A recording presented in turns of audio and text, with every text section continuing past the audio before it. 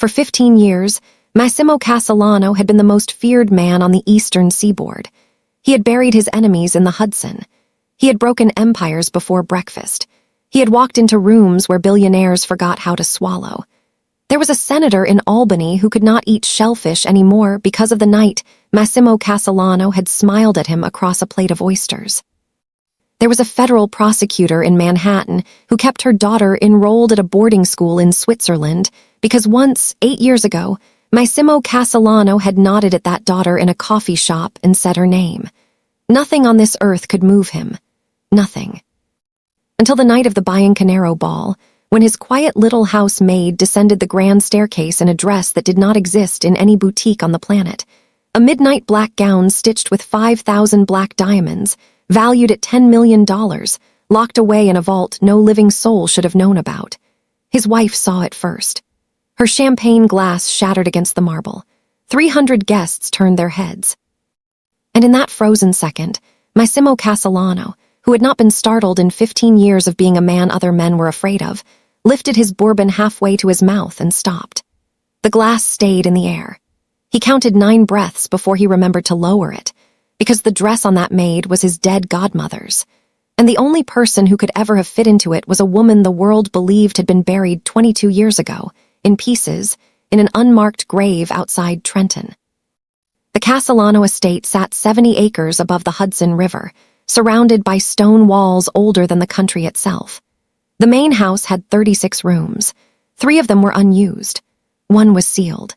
The estate had been built in 1923 by a Sicilian steel baron who had wanted his children raised within sight of the water, so that if they had to run, they would always know which direction was away. The steel baron had sold the estate, badly and quickly, to a young capo named Salvatore Cassano in the summer of 1961. Salvatore had been 28 that summer. He had been in love. He had been newly engaged. He had walked the property with a woman on his arm named Lucia Bellantonio, and on the east lawn, where the dogwoods bloomed in May, he had knelt down in the grass and put a ring on her finger a second time, because he wanted to do it in the place they were going to live. The estate had been their wedding gift to each other. They had raised 1 daughter in it.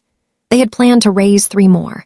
They had lived in it for 15 years before the night the house was opened from the inside by someone they trusted, and the men who came through the door had walked up the back stairs in stocking feet and shot Salvatore Cassano in his own bedroom while his wife, 4 months pregnant, was brushing their 4-year-old daughter's hair 2 rooms away. After Salvatore's death, the estate passed, through a document that nobody could find and a bloodline nobody could verify, to Salvatore's 12-year-old godson, a boy named Massimo Castellano. The boy had been Salvatore's own sister's child. The boy had spent his summers on the east lawn. The boy had been the one to find the body. Nobody in the family ever spoke about that part.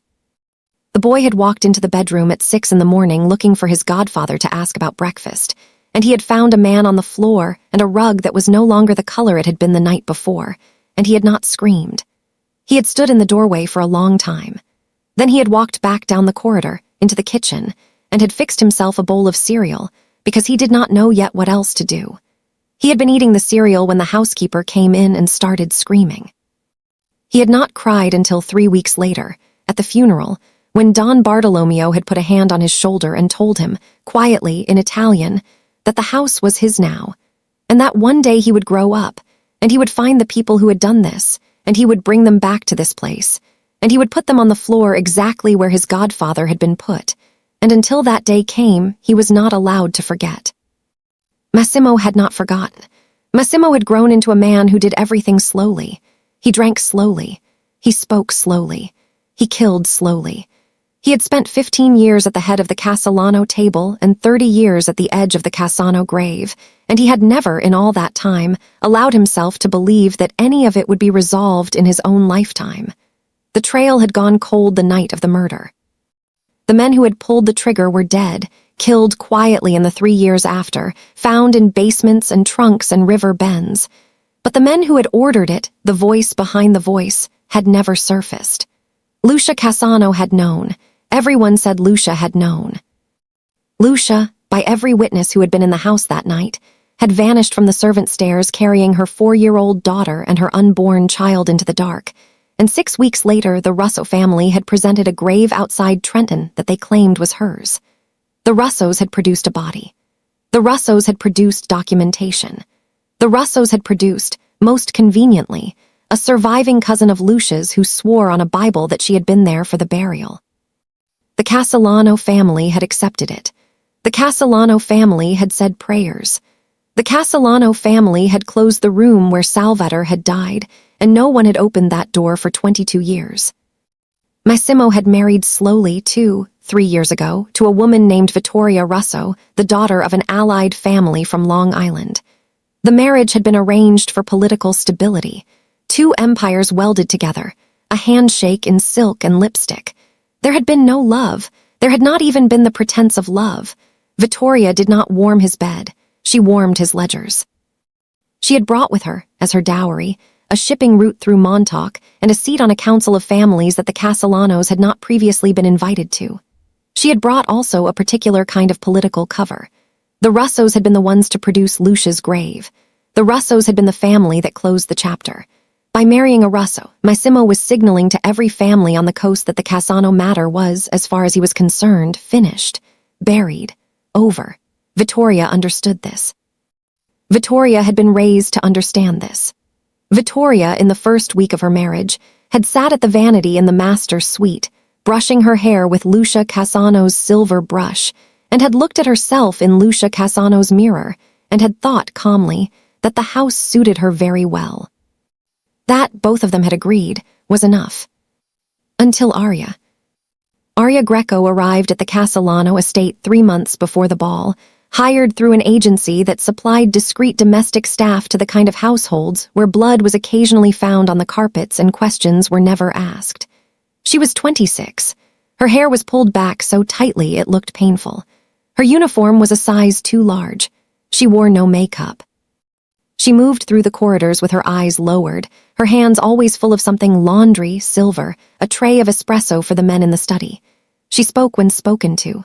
She was rarely spoken to. The other staff thought she was shy. The bodyguards thought she was forgettable. Vittoria thought she was furniture. The head housekeeper, a tight-mouthed woman named Mrs. Orsini, thought she was a good worker and left her alone.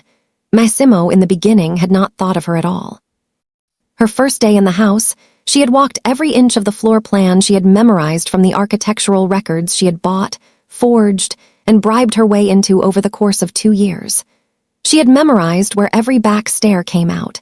She had memorized which floorboards squeaked in the east wing.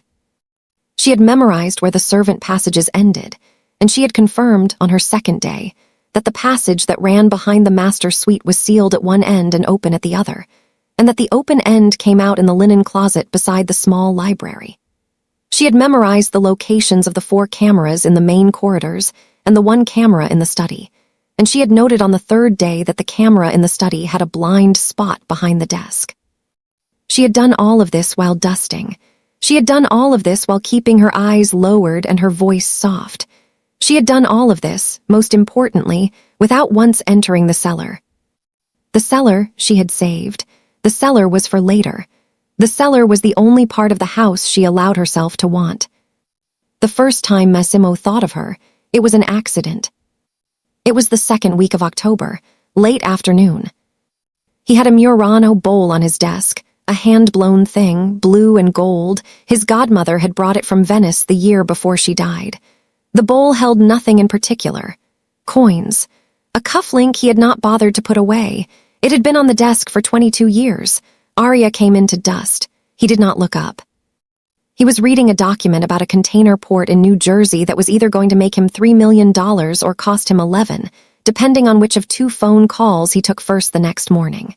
He heard her catch her breath, very softly, and his eyes flicked to the desk in time to see the bowl tipping. She had bumped it with the cloth.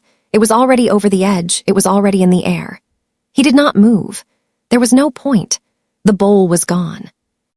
22 years of his godmother's hand on the rim, and now it was gone. Then her hand was under it. She had dropped to one knee on his rug, and her hand was under the bowl before it touched anything. Her palm was open and flat, and the bowl landed in it without a sound. She straightened. She set the bowl back on the desk. Her face was lowered. Her hands were folded in front of her apron. She waited to be dismissed. He looked at her hand. He looked at his godmother's bowl. He looked at her hand again. "That will be all." "Yes, sir." She left. He did not pick up his document for some time. He sat looking at the bowl. He sat looking at the place on the rug where her knee had been. He had watched her hand move. The hand had not moved like a maid's hand. The hand had moved like a hand that had been trained in a quiet room for a long time by someone who had loved her. He did not call the agency. He did not have her checked. He told himself there was no reason. He told himself this for 3 days. On the 4th day, he caught himself watching the corridor at the time of the morning. He knew she walked past his study with the laundry. He stopped looking at the corridor. He started looking at her. 2 weeks after the bowl, a second small thing happened. Massimo returned from 3 days in Boston to find, on his desk, the East Wing Armory key. The key had been lost for 22 months. It had been lost since the morning he had handed it to a man named Paolo, who had handed it to a man named Vinny, who had lost it somewhere between the armory and a bar in Newark.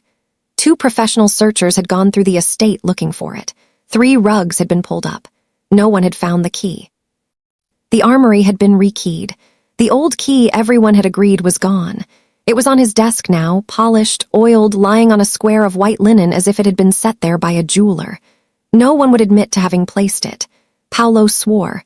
Mrs. Orsini swore. The 2 men on house details swore. Massimo did not press anyone. He picked up the key. He put it in his pocket. He walked through the house at 9 at night, passing the servants' wing, and he paused for half a breath, outside a door he had never opened and did not open now. Then he kept walking. 2 days later, he quietly had the armory rekeyed a second time and gave the new key to no one, and he put the polished old key away in a drawer in his study, and he did not speak of it. 3 days after that, the grappa appeared on his sideboard. The grappa was a 1961 Poli Reserve, bottled the year his godparents had married. Salvator had laid down 3 bottles as a wedding gift from himself to himself. 2 had been drunk in the 70s. The 3rd had gone missing from the cellar inventory in 1983, when Massimo was still a boy, and had been considered either stolen by staff or miscatalogued ever since. The bottle on his sideboard was the 3rd one. He knew it was the 3rd because he knew the private mark Salvator had scratched into the wax of his 3 reserves, a tiny S on the underside of the lip, invisible unless you tilted the bottle to the light. Massimo tilted the bottle to the light in his study at 11 at night with the door closed. The S was there. He set the bottle back on the sideboard. He poured a glass. He drank it slowly.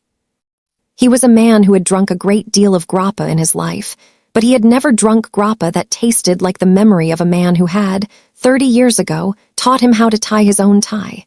He did not tell anyone about the bottle. He simply began to drink a glass of it every night for a week, every night for 2. The level went down in the bottle.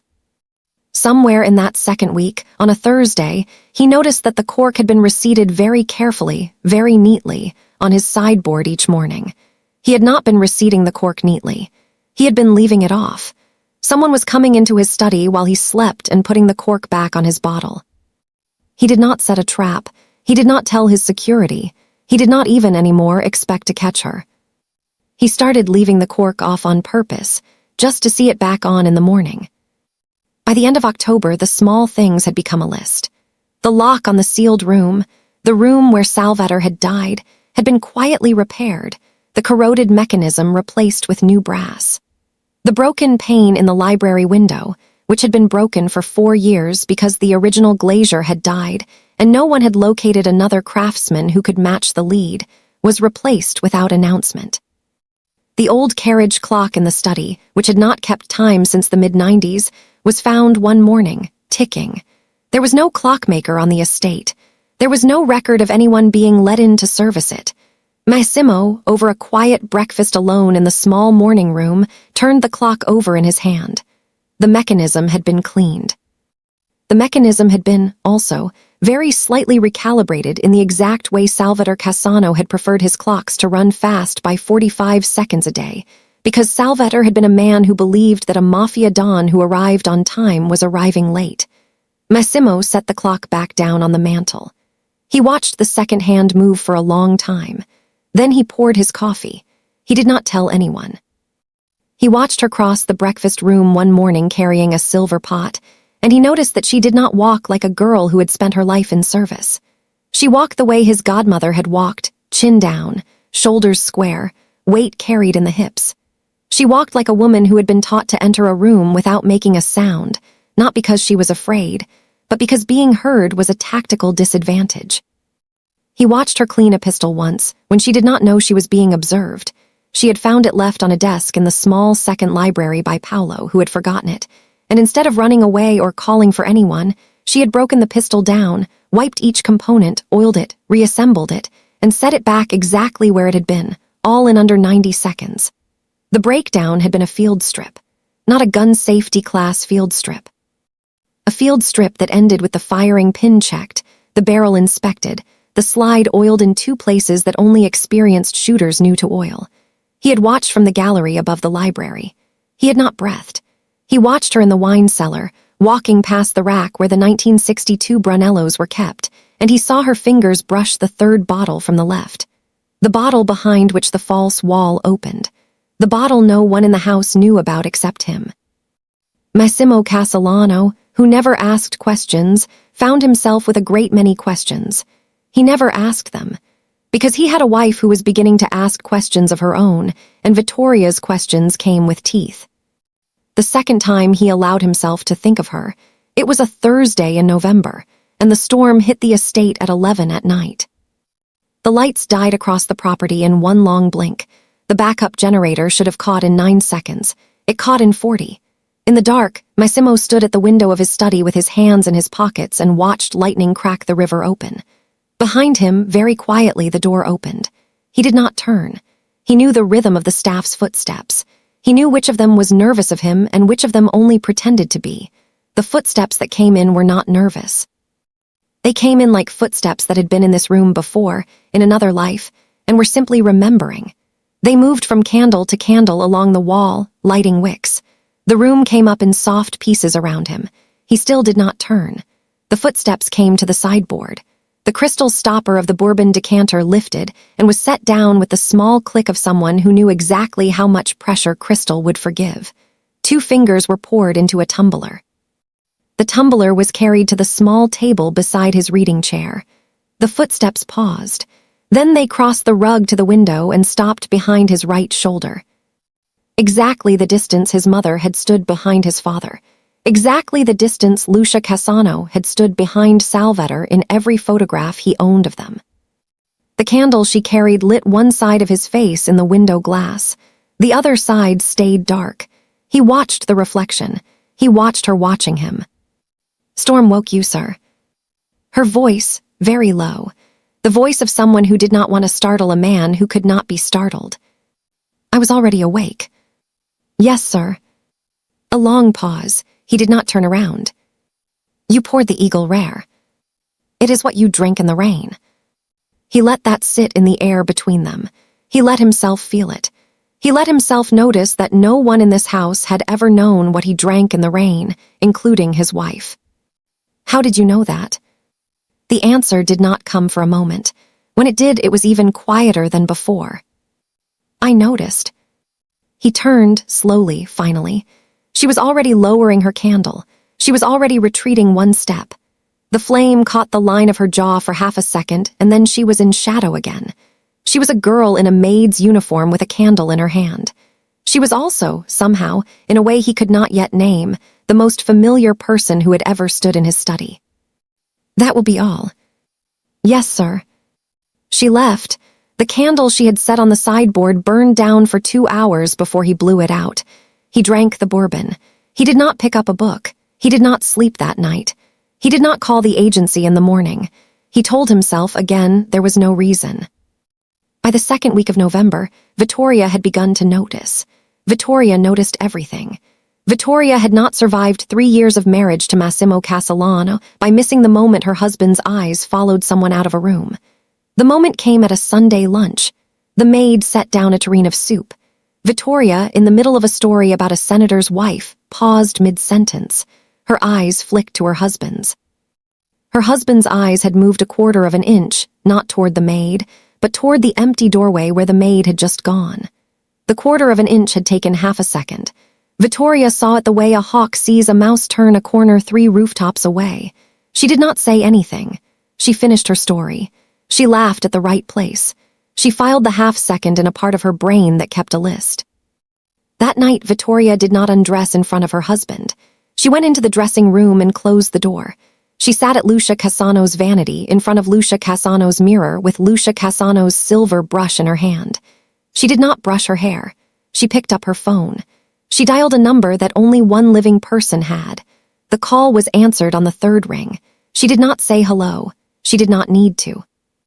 The voice on the other end was her father, Tommaso Russo, the patriarch of Long Island, a man whose knuckles had been broken for the first time when he was 16 years old and had never healed properly since. Her father waited. Vittoria's voice, when it came, was very flat. It was time to move. Her father did not ask why. Her father did not ask which night. Her father asked only one question. "You are sure?" Vittoria looked at Lucia's mirror. She looked at the reflection of the bedroom behind her. The bed her husband would be in when she returned to it in 10 minutes, the nightstand where his gun was, the rug her husband's godmother had picked out in 1964. She looked at all of it. She thought again of the quarter-inch her husband's eyes had moved at lunch. She thought of the way the maid walked.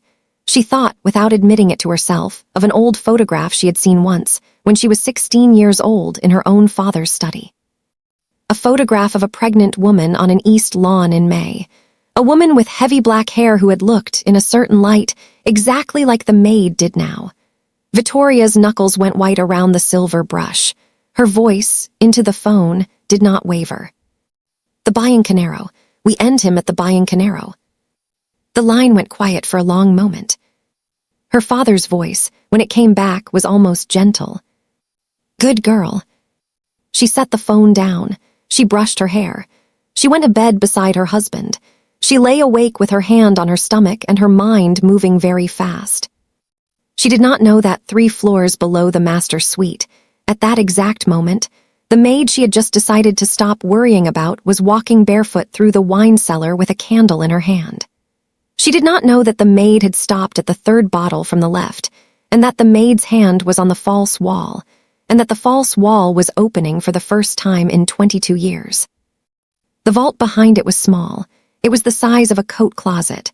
The walls were lined with cedar to keep the moths out. Arya stood in the doorway of the small cedar room with her candle raised, and she did not step inside for a full minute. She looked. She let herself look. She had walked past this wall 112 times in 3 months, and she had not let herself open it until tonight. There were 3 things inside. There was a small wooden box of letters, addressed in her mother's handwriting to a woman named Elena Bellantonio in Palermo. Her aunt, her mother's sister. Arya had never met her aunt. She had not known her aunt existed until her mother was dying. There was a velvet pouch, small, soft, the kind of pouch that holds 1 ring and nothing else. And there was a long sheath of soft white linen hanging from a brass hook, and inside the sheath, untouched, undisturbed, was a midnight black gown stitched with 5,000 black diamonds. Arya stepped into the cedar room. She did not touch the dress, not the first night. She lifted the wooden box of letters. She held it against her chest for a very long moment. She set it back down. She lifted the velvet pouch. She opened it. The ring inside was her father's. Her mother had been wearing it at the moment of escape, and her mother had hidden it in the vault 4 days before the escape, because her mother had known it would be recognized on a fleeing widow. Arya slid the ring onto her own right thumb. It fit. It should not have fit. Her father had been a large man, but on her thumb it fit. She closed the pouch. She put the pouch back. She looked at the dress in its sheath for a long time. She did not touch it. She closed the false wall. She climbed the cellar stairs. She returned to the servants' wing. She lay down on her narrow bed in her narrow room. She did not sleep.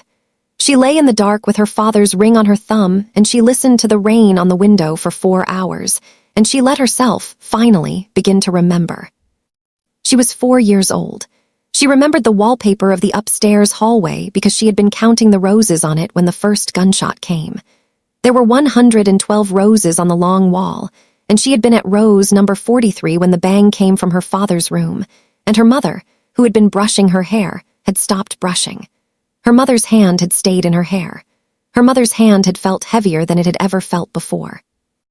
Then her mother's hand had moved very fast. They had not gone toward the noise. They had gone away from it, down the back stairs, through the kitchen, past the cook who was already dead on the floor, although Arya did not know that word yet. The cook's name had been Gasper, and he had made her a small pear tart that morning. She had eaten half of it. The other half had been on the kitchen table. The half on the kitchen table had blood on it now. Her mother had not let her look. Her mother had lifted her and turned her face into her mother's shoulder so that she would not see. Through the cellar door, down the cellar stairs. The dress was hanging in the false wall. The dress was already in its sheath. Her mother had put the dress in the sheath 6 days earlier. Arya remembered this only later, much later, when her mother told her, because her mother had known. Her mother had known for 6 days that her husband was going to be killed, and she had not been able to stop it. Lucia had seen the signs.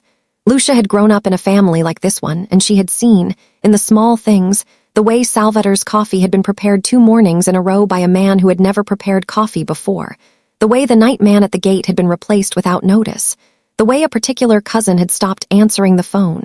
She had seen, 6 days before it happened, that it was already happening. Lucia had tried. Lucia had gone to Bartolomeo. Lucia had gone to the old men. Lucia had been told, kindly, to go home and raise her daughter and let her husband handle his own affairs. Lucia had gone home. Lucia had hidden the dress. The cellar window was high and small. Her mother had broken the glass with her elbow. Glass had gone into her mother's elbow. Blood had come out of her mother's elbow in a way that had made Arya stop breathing. Her mother had not stopped. Her mother had lifted Arya through the broken window. Her mother had crawled through after. They had run across the lawn in the dark. The grass had been wet. Arya's small shoes had been left in the kitchen. Her feet had been cold. Her mother's feet had been bare too. Her mother's feet had been cut. The river had been cold. There had been a fishing boat. The man in the boat had not spoken English.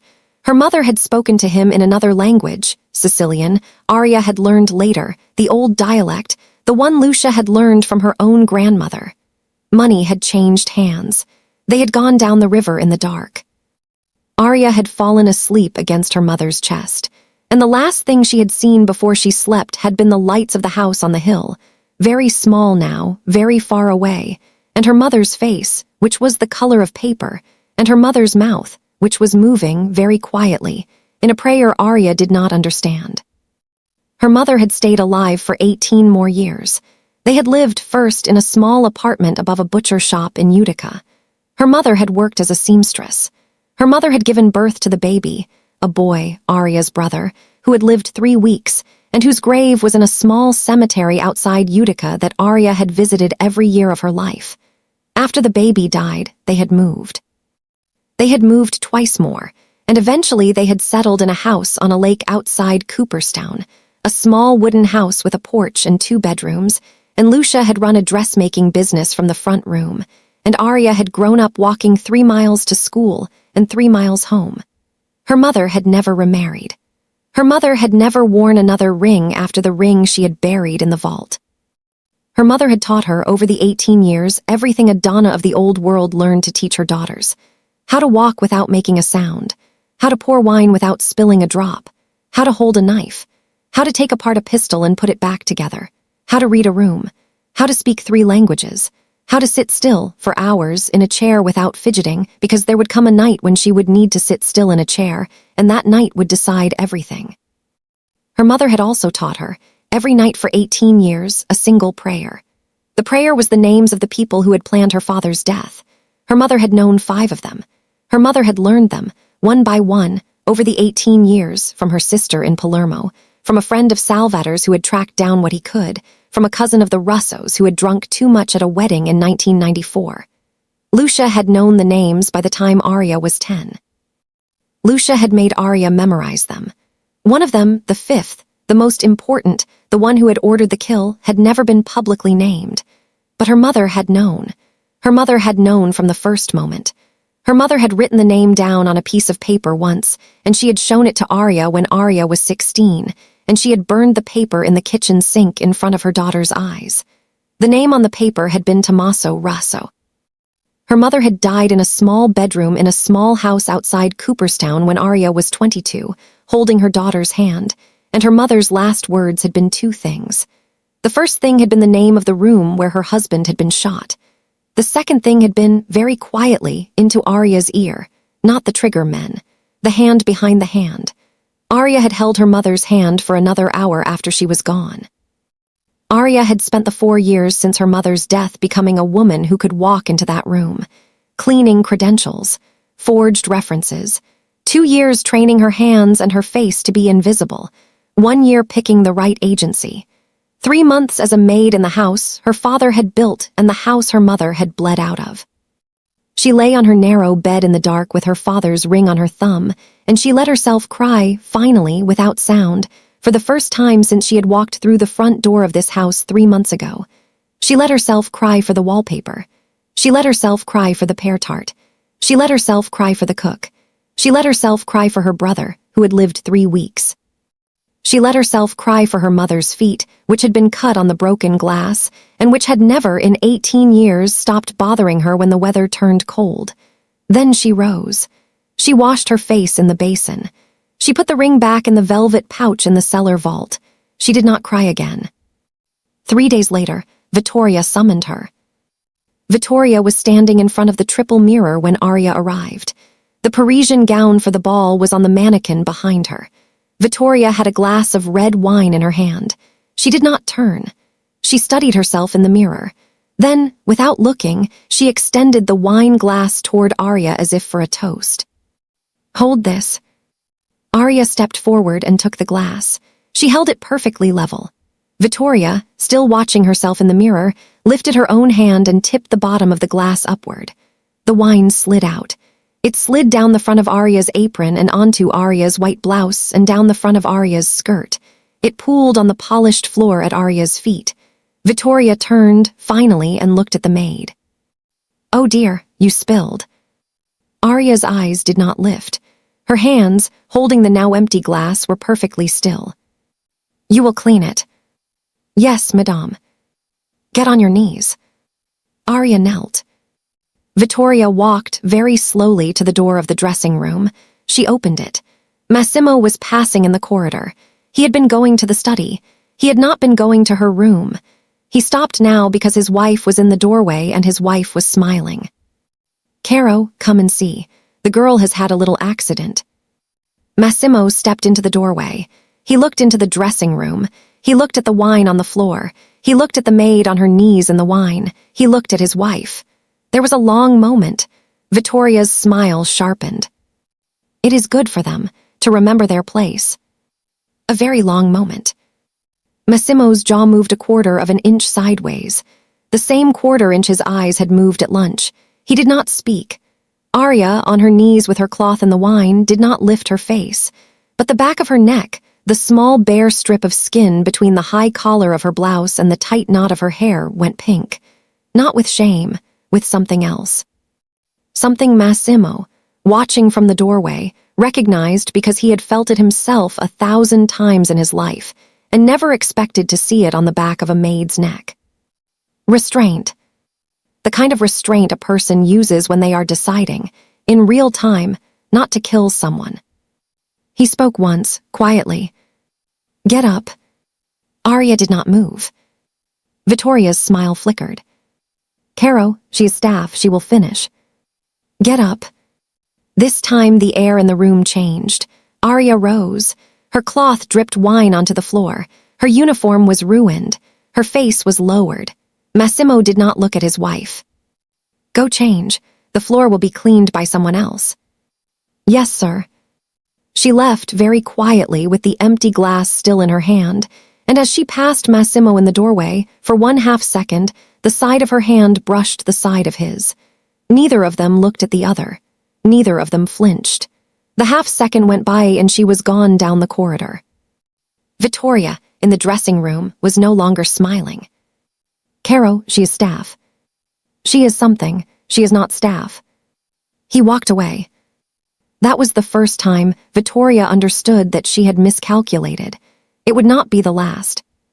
The third time Massimo allowed himself to think of her, it was 3 nights before the ball, and he was awake again, walking the upstairs corridor at 2 in the morning because he could not sleep, and he turned the corner and almost walked into her. She was holding a small bunch of white flowers in one hand and a brass key in the other. The key was the brass key, the new lock, the sealed room. They both stopped. They were 3 feet apart in a dark corridor lit by one wall sconce. The sconce was behind her. He could not see her face properly. He could only see the shape of her, the shape of the flowers, the small, dull glint of the brass. "You should not be here at this hour." Her voice came from the shadow. "I know. You should not have that key." "I know." He waited. She did not give him the key. She did not move toward the room. She stood in the corridor with the flowers in her hand, and she let him see her holding the key, and he understood, with a clarity that came down on him like a hand on the back of his neck, that she was not asking permission. She was telling him she had it. She was telling him that whatever was about to happen between him and her, the door at the end of this corridor was already part of it. He did not ask her how. He did not ask her why. He stood looking at her shape in the dark, and after a long time, he did the thing he had not done in 15 years of being a man other men were afraid of. He stepped to one side. He let her pass. She did not thank him. She walked past him. Her shoulder, very lightly, brushed his arm. The brush was no longer a half-second. The brush was deliberate. The brush stayed in his arm for the rest of the night. She walked to the end of the corridor. She unlocked the sealed door. She went inside. She closed the door behind her. He stood in the corridor for a long time. He did not know what she did in the room. He did not ask himself. After perhaps 15 minutes, the door opened again. She came out. She locked the door behind her. The flowers were no longer in her hand. She walked back down the corridor toward him. She stopped again, 3 feet away. "I will not be in your house much longer." His own voice, when it came, did not sound like his. "I know. When it ends, whatever it is, you will not stop it." "I will not stop it." "You will be in the room." "I will be in the room." A long pause, the smallest movement of her head. "Good." She walked past him a second time. She did not brush him this time. She did not need to. By the time he turned to look after her, she was at the far end of the corridor, and she did not look back, and she went down the servants' stairs, and she was gone. Massimo walked the rest of the corridor to the sealed door. He unlocked it with his own key. He opened it. He went inside. The flowers, small white roses, 6 of them, were on the floor in the center of the room. They had been laid down very carefully on the exact spot where, 22 years ago, his godfather had finally fallen. Massimo Castellano stood in his godfather's death room in the middle of the night, and he looked at the flowers, and for the first time since he was 12 years old, he sat down on the floor of that room. He sat there until dawn. At some point near 3, the moon came through the window and caught the 6 roses and laid a silver light on them. At some point near 4, he thought about his godfather's voice. At some point near 5, he realized that whatever was about to happen to him, he was not going to stop it, and that he had not wanted to stop anything in 15 years the way he did not want to stop this. By the time he came out of the room, the sun was up and the household was beginning to stir, and Vittoria was already in the East breakfast room, dressed for a morning meeting she would not come back from. 2 days before the ball, Vittoria took an afternoon meeting on Long Island, her father's study. Her father poured her a glass of Amaro. Her father did not ask her about the maid. Her father asked her about the guests. Her father asked her about the caterers. Her father asked her about the guest list. Vittoria answered all the questions. At the end of the meeting, her father stood. Her father walked to the window of his study, and he looked out at the garden that had been his mother's, and he said a thing he had not said in 22 years. He said quietly that he had been very fond of Salvatore Cassano. He said he had liked him. He said he had cried at the funeral. He said that even now, when he thought about how it had been necessary, he did not enjoy remembering it. Vittoria, sitting with her Amaro, watched her father's back. Vittoria understood for the first time in her life that her father was not talking to her. Her father was talking to the window. Her father, in his own way, was praying. Vittoria felt a cold, clean thing slide down her spine. She did not interrupt. She finished her drink. She left. On the way back to the estate, she sat in the back of the car with her phone in her lap, and she did not check her messages. She thought instead about her mother's wedding brush, which was in a drawer in the master suite, and about Lucia Cassano's vanity mirror, which was hers now, and about the way the maid had knelt in the wine without crying. She thought also, for the first time in 3 years, that perhaps she ought to have been nicer to that girl. Then she put the thought away. It was too late to be nicer to anyone. She had a ball to survive. After that, she had a country to run. The day of the ball arrived cold and bright. Florists from Manhattan arrived at dawn. A jazz quartet from New Orleans arrived at noon. A pastry chef flown in from Vienna arrived with 4 assistants and 3 copper pots and a temper. By 4 in the afternoon, the main staff was setting the tables in the ballroom, and by 6 in the evening, the house had been transformed into something out of a coronation: black tablecloths, white roses, candles in iron holders 6 feet tall. Massimo dressed alone in his study. Vittoria dressed in the master suite with 2 attendants from Milan. The attendants did not speak English. Vittoria spoke to them in French. The Parisian gown was ivory silk dripping with seed pearls, and when Vittoria stepped into it at 7:20, her reflection in Lucia Cassano's mirror was, she thought, perfect. She lifted her chin. She smiled at herself. She thought of her father's back at the window, and she pushed the thought away, and she lifted her chin higher, and she descended to the foyer at 8:15 exactly on her husband's arm. The first guests arrived at 7. By 8, the foyer was a sea of black tie and emerald green and burgundy and ice white, the air thick with 3 languages and a perfume so dense it caught in the back of the throat. 40 heads of family, 300 guests, federal cars idling at the end of the drive, watching, waiting, knowing they could do nothing. Vittoria moved through the crowd on her husband's arm like a woman who had rehearsed a play she had written herself. She kissed cheeks. She accepted compliments in 3 languages. She laughed at the right moments. She did not see the maid because the maid was where the maid was supposed to be, in the kitchen, in a coarse, black serving dress Vittoria had chosen specifically to make her look like a sack of flour, head down, carrying out trays. Until 8:47, when the maid was no longer in the kitchen. At 8:47, Arya slipped out the back staircase, walked down the service corridor, climbed to the 2nd floor, and locked herself in a small, unused dressing room above the ballroom. She did not rush. She had timed every minute of this. She had hung the dress on a brass hook the night before, draped under a winter coat. She lifted the coat away now. The candlelight from the wall sconces caught in 5,000 black diamonds and threw a small private galaxy across the ceiling. She stepped out of the serving dress. She let it fall to the floor. She lifted the gown over her head and felt 22 years of her mother's grief settle onto her shoulders. The fit was perfect. The fit had always been going to be perfect. She unpinned her hair. She let it fall, the same heavy black waves the woman in the portrait downstairs had worn. From a small velvet pouch she took 3 things now. A pair of earrings, emeralds, also her mother's, also from the vault. A thin black ribbon for her throat, and her father's ring. She slid the ring onto her right thumb. She tied the ribbon at her throat.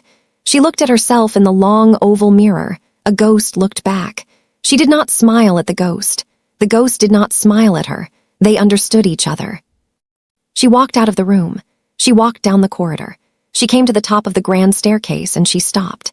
Below her, 300 guests in 300 different clusters were drinking, laughing, doing business in low voices. The jazz quartet was playing something old. Massimo stood at the foot of the staircase with a glass of bourbon in one hand and his other hand at the small of his wife's back. Vittoria was laughing at something a senator was saying.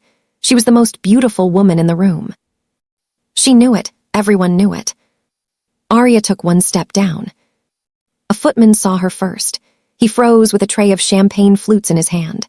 The flutes did not fall, but his throat made a small audible sound. The woman beside him turned. Then her husband turned. Then the cluster nearest the staircase turned. The turn rippled outward through the foyer like a stone dropped in still water. An old woman in emerald from Calabria lifted a trembling hand to her mouth. A capo from Marseille set down his wine on a passing tray without taking his eyes off the staircase. The jazz quartet did not stop playing. They were professionals. But the bandleader's eyes went very wide and the trumpet player missed a note. By the time Arya was 4 steps down, half the room was looking up. Vittoria, mid-laugh, felt the silence behind her before she understood it. She turned. Her champagne glass slipped out of her hand and shattered on the marble. 300 guests turned their heads in unison.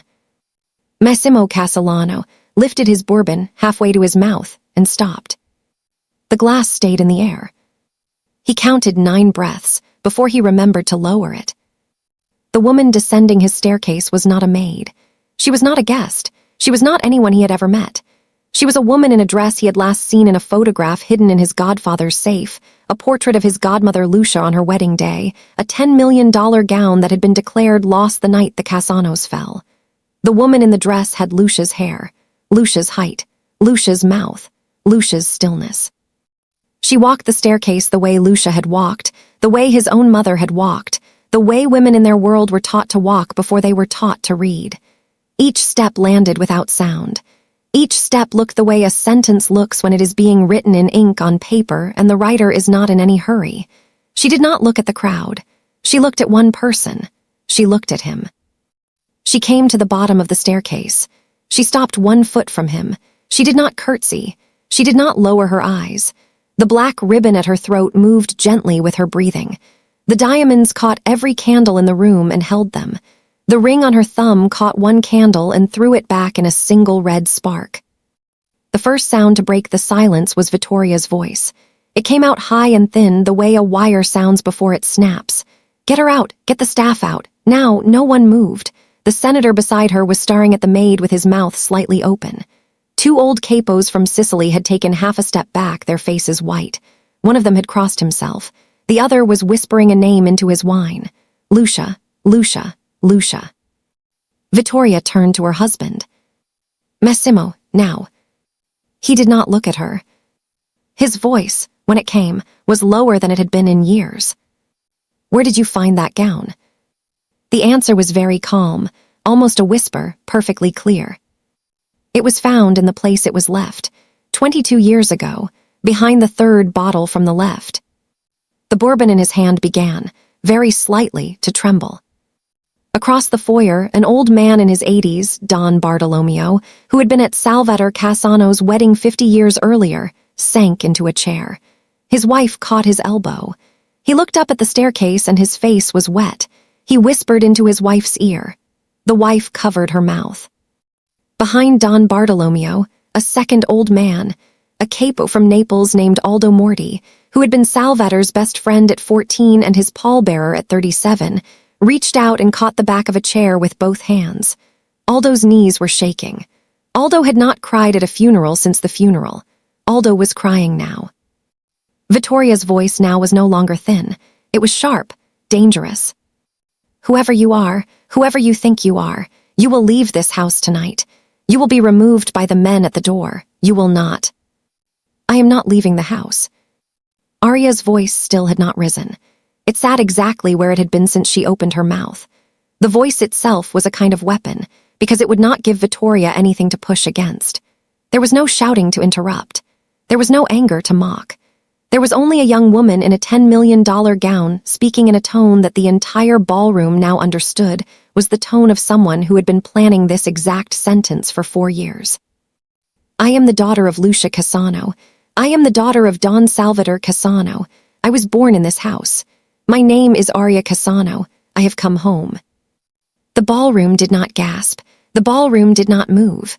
The ballroom had stopped breathing along with its host. Aria lifted her right hand. She lifted it slowly. She turned the hand so that the ring on her thumb was visible to the old men.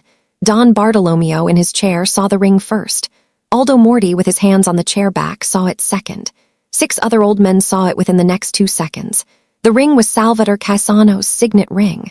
The ring had gone into the ground, everyone had believed with his body.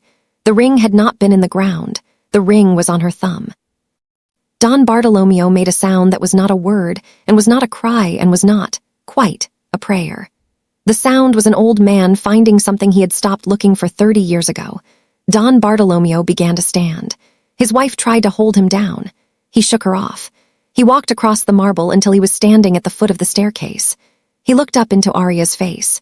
He searched it the way an old man searches an old photograph for the moment he was happy. Then he reached up with one trembling hand and laid his palm against her cheek. "Lucia." Then he corrected himself. "Aria, Lucia's girl." He turned to the room. He spoke loudly. He spoke in Italian, then he spoke in English. "This is the daughter of Salvatore Cassano. I baptized her. I held her on her christening day. I was there when her mother first felt her kick. The Cassano line is not extinct. It is here. It is standing on this staircase. The room you are standing in belongs to her." Two more old capos crossed themselves. Vittoria, somewhere behind Massimo, made a sound that was not a word. Massimo had still not moved. When his voice came, it was iron wrapped around something raw. "You were in my house for 3 months. You did not tell me. I needed to be sure of you first." "And are you sure?" A long pause. "I am sure of you. I have been sure for some time." It was here, with 300 guests as witnesses, with Don Bartolomeo's wet face turned up like a man at a vigil, with the jazz quartet at last fallen silent and the trumpet hanging at the player's side, that Vittoria Russo Castellano made the mistake that ended her. She lunged. There had been a small ceremonial knife on the carving table for the roast, a silver thing with a black handle, more decoration than weapon, but 8 inches of sharpened steel was 8 inches of sharpened steel. She swept it up in one motion, and she came at the staircase with the speed of a woman who had been a Russo before she had ever been a Castellano, who had grown up in a kitchen full of brothers, who had been quietly waiting all her life to be underestimated for the last time. 300 armed men were in that ballroom. None of them were permitted to draw a weapon. None of them moved. The old armistice held even as the Don's wife crossed the marble with a knife in her hand. Arya did not flinch. Arya did not run. Arya stepped down the last 2 stairs in one motion, caught Vittoria's wrist as it came, twisted the wrist away from her own body and toward the woman holding it, and used Vittoria's own momentum to drive her forward and down. The knife slid into Vittoria, not Arya, somewhere just below the ribcage. It was very fast. It was almost gentle. Vittoria's eyes went wide. Her mouth opened. No sound came out. She sank very slowly onto her knees on the marble at Arya's feet. Arya did not let go of her wrist. She lowered the woman down with the same care she had used 3 months ago when she had set espresso cups on her tray. Then Arya knelt beside her. She brought her mouth close to Vittoria's ear. Her voice, even now, did not rise. "You poisoned my father's whiskey 22 years ago. You were 18. You were a Russo girl my mother had taken in as a favor. My mother loved you like a sister. She trusted you. She left her wedding dress in your hands for safekeeping when she ran. You took it for yourself. You sold the lie of your loyalty for a house and a husband. You have been sleeping in my mother's bed." Vittoria's lips moved. The words did not come. "I have known for 4 years. My mother told me everything before she died. Your name, your family, the whiskey, the bottle in the false wall, your father's hand behind it. I waited. I came. And tonight, when you were going to kill the man you married, I made sure you would not." Vittoria's eyes flickered toward Massimo. Arya followed her gaze. She rose. She turned. She faced the man across the marble. Massimo Castellano lowered his bourbon to the floor. He stepped forward. He stepped past his dying wife without looking at her. He stopped 1 foot from Arya, exactly where Arya had stopped 1 foot from him. His eyes were on hers, and they were not the eyes of a stranger. They were the eyes of a man who had been waiting longer than he had wanted to admit. "You knew." The answer did not come quickly. When it did, it was not steady. "I suspected." "Since when?" "Since the bowl, since you caught the bowl. Since you walked away with the bowl back on the desk, and your hand still warm and your face still lowered, and I sat looking at the rug for an hour." Arya's breath caught. She had not expected the bowl. "Then, the grappa." "Yes." "The armory key." "Yes." "The cellar bottle." "Yes." "The candle, in the storm." A long pause from him, quieter. "That was the night I knew it was not nothing. The night with the flowers, with the key. That was the night I knew it was you. You let me. I let you. You did not stop me. I would not have stopped you for the world." Her hand came up, slowly. She laid her palm flat against his chest, against the silk of his black shirt where his heart was. His heart, she discovered, was not beating slowly. His heart was hammering. The man other men were afraid of, who had not flinched when men were killed in front of him, had a heart that, under the hand of a woman in his godmother's dress, was running like a young man's. "You did not move when she came at me with the knife. I did not need to." He covered her hand with his. He held it there, against his chest. He looked down at her face for a long moment that the room was now intruding on by being silent. When he spoke again, his voice had dropped to something only she could hear. I have been alone in this house since I was 12 years old. I have been waiting for someone who could walk these floors without being told. Where the doors are, I did not know it would be you. I knew it would be someone. It is you. It was always going to be me. Behind them, Vittoria made one last small sound. Aria's voice came again, not quite a whisper, only to Massimo. There is one more thing. You will not like it. Tell me. Her father, Tommaso Russo. He is the hand behind the hand. He is the fifth name. He is the one my mother told me about on the night she died. Massimo's hand on hers tightened. He did not move otherwise. He did not look at the room. He did not look at Vittoria. He looked at Aria, only Aria. How long have you known? 4 years. And tonight. Tonight the man who ordered my father's death will sit across from my father's godson at a table. I will sit beside you. I will pour his drink. You and I will decide together what to do with the cup. Massimo's jaw worked, a very small movement, and then, very slowly, his mouth curved into something that was not quite a smile, but was the closest thing to a smile he had worn in 20 years. It was the smile of a man who had been handed, at the end of a long, slow siege, the key to the last locked door. He lifted her hand from his chest and pressed his mouth to her knuckles. Whatever you decide. Whatever we decide. Behind them, Vittoria made one final small sound, and then she stopped moving entirely. The marble under her was dark. Don Bartolomeo, still at the foot of the staircase, raised his old hand. The room understood. The old man's voice was steady, even now. Salvatore Cassano was murdered in his own house 22 years ago. The men who ordered that killing have lived 22 years they did not earn. Tonight, in the presence of every family on this coast, his daughter stands in the dress her mother sewed her life into. Tonight, the Cassano line returns. Tonight, the debt is open again. And the Council of Families will open it properly. Tomorrow, in this house, at noon. A long silence. Then one by one, around the ballroom, the heads of 40 families, heads of Sicilian families, Calabrian families, Neapolitan families, the cousins from Marseille and the cousins from the Bronx, bent their heads. Not deeply, just enough.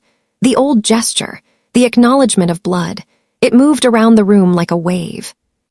One of the old men, Aldo Morti, did not simply bow. Aldo Morti walked to the staircase.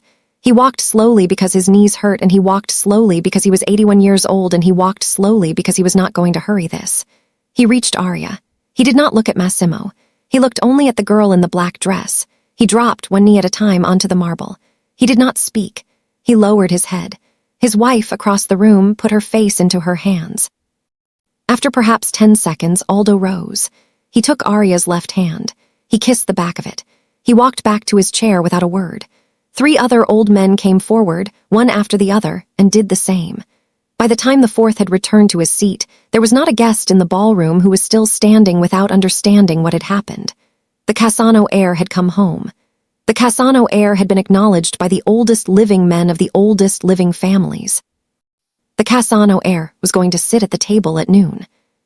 A capo from Marseille, a man who had flown in that afternoon on a private jet with 3 crates of champagne as a gift, moved through the crowd and came to stand beside Massimo. His voice was low. He spoke in French. Massimo answered in Italian. The capo nodded once. The capo walked away. The capo went to the nearest phone and made a call. Within an hour, 3 quiet men in black coats had arrived at the estate from an unmarked van at the end of the drive. Within 2 hours, the Russo compound on Long Island had received an emissary it had not expected.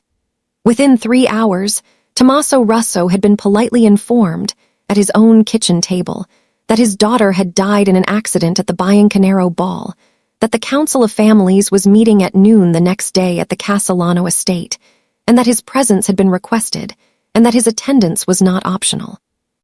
Tommaso Russo, a man whose knuckles had been broken for the first time when he was 16, looked at the emissary across his kitchen table, and for the first time in 40 years he understood that he was not the man with the hand on the table.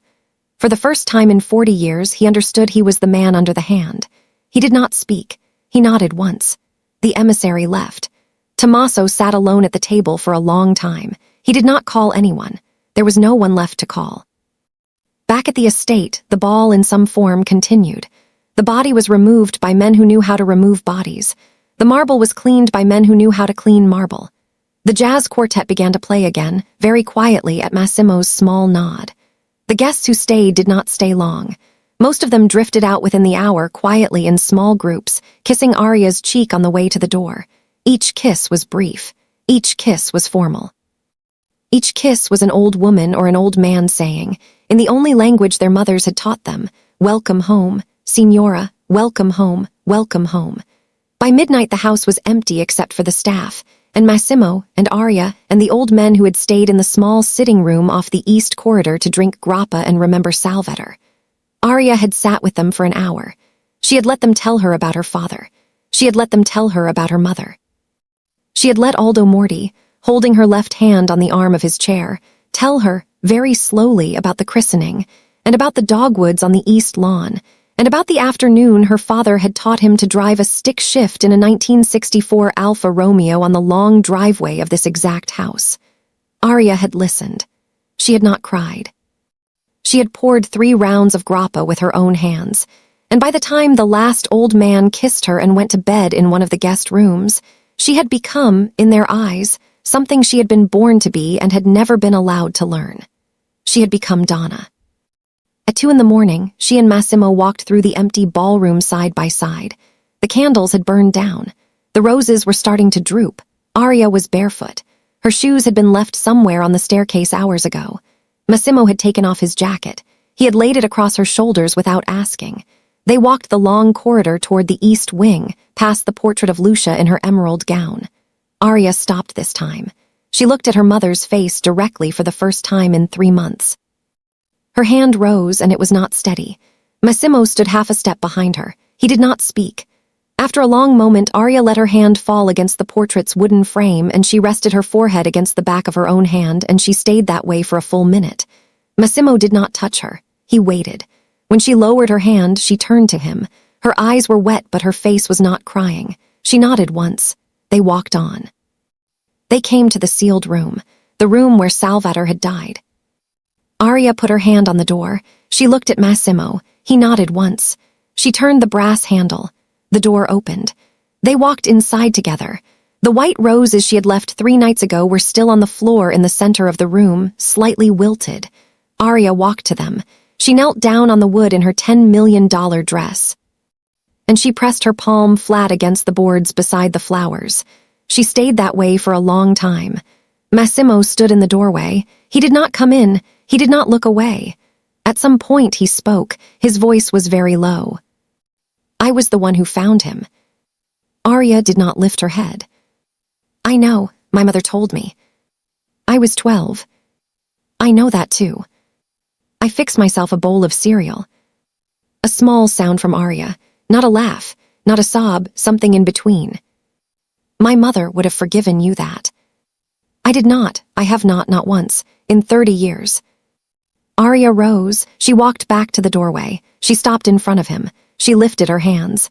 She took his face between her palms. She was not gentle. She was not rough. She was exact.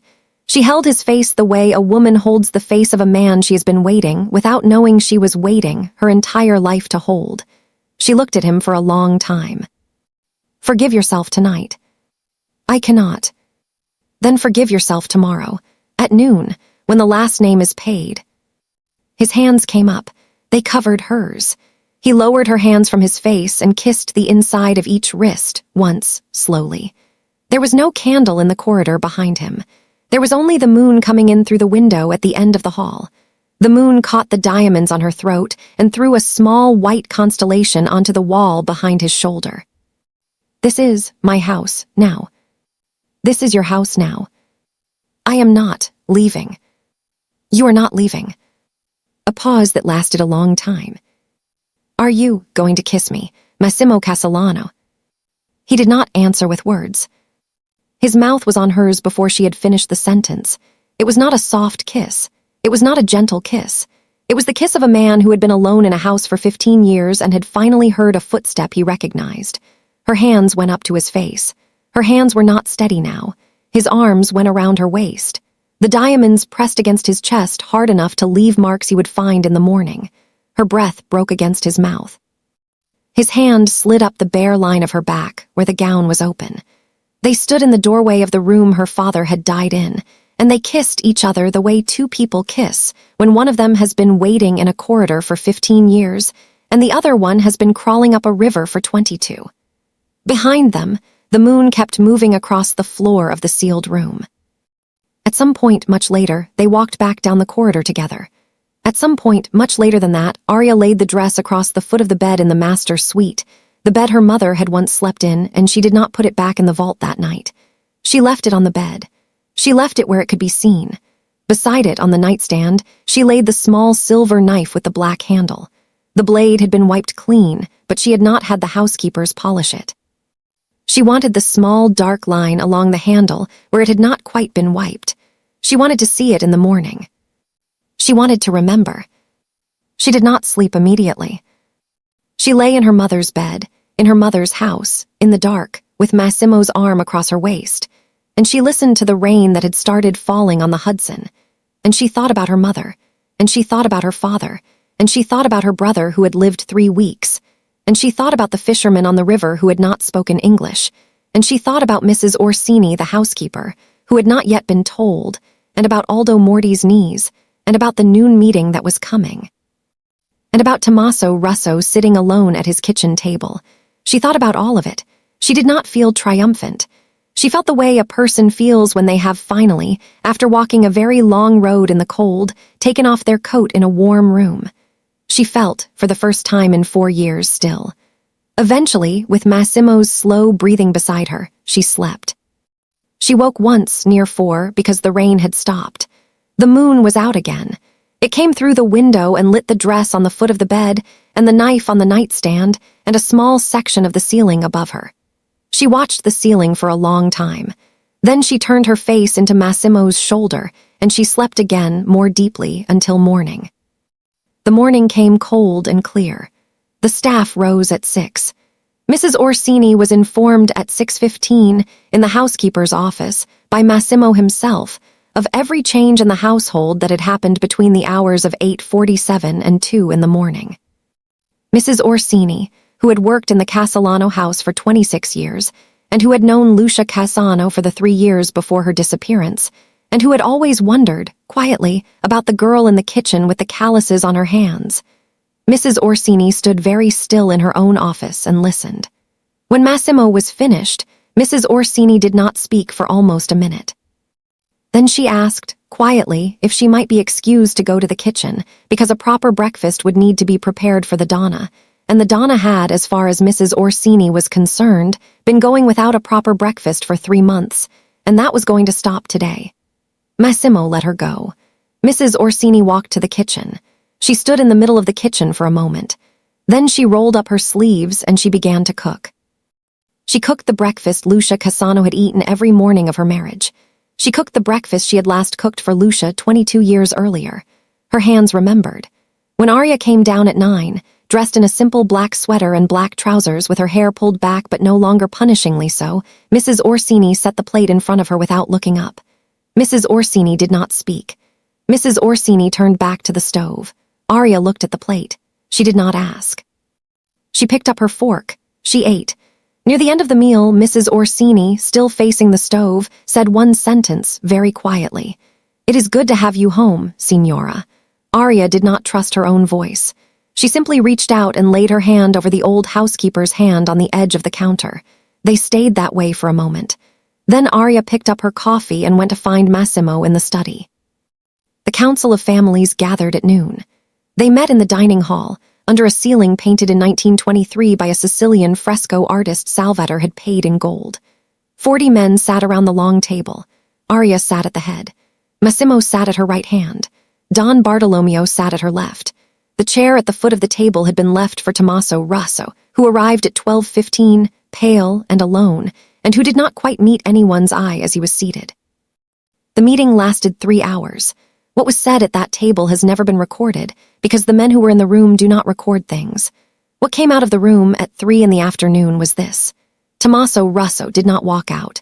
A car left the estate at 3:10 carrying a coffin, which was placed with a certain quiet efficiency into a plot outside Trenton. The plot had been empty, in fact, for 22 years. It was marked, now, with the name of a woman whose body had never been there. Lucia Bellantonio Cassano. It was the first mark of closure the family had put down in 2 decades.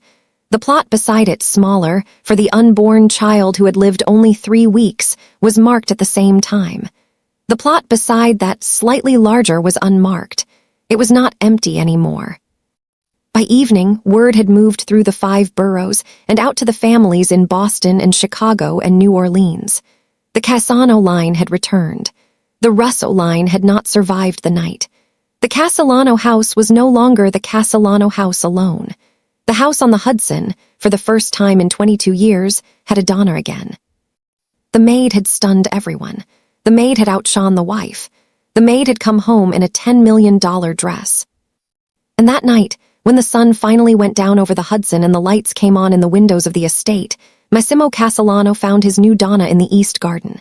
She was standing barefoot in the grass on the exact spot where in a summer 62 years earlier, her father had knelt and put a ring on her mother's finger a second time. She was looking at the river. He walked up behind her. He did not speak. She did not turn. After a long moment, she spoke without looking.